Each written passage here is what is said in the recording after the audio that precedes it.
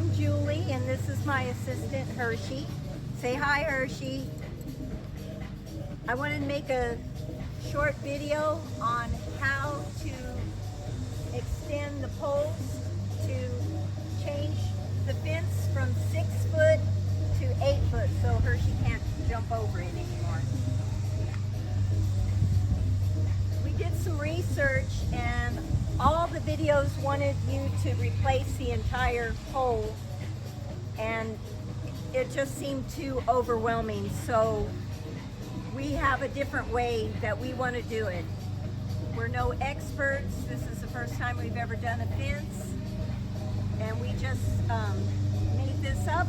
So if you have any better ideas, we have a lot of posts to do, so we can experiment with that. So the way we want to do it is we want to just add a post to the existing post so that we don't have to dig any holes. So we trimmed off the top because it was very raggedy. And then we're using a nail screw dowel to connect the two together. And then we're using these braces to stabilize it. And we're hoping when we put the pickets that will give it more integrity. So let's get started. Okay, we're gonna measure where we're gonna put the dowel. So I'm gonna put the level snug to the edge, and this needs to line up to the corner level. 1. And now the same thing on this side, and I level it right here on the edge and make sure, oops, yeah, we've got the dowel in, so I have to carefully turn this and keep it level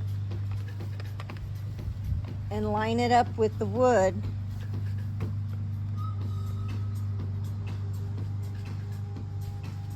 It's hard to keep it straight.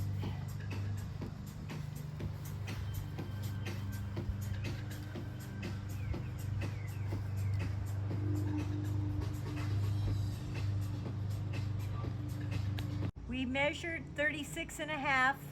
We leveled it with the other post, and we're gonna cut it.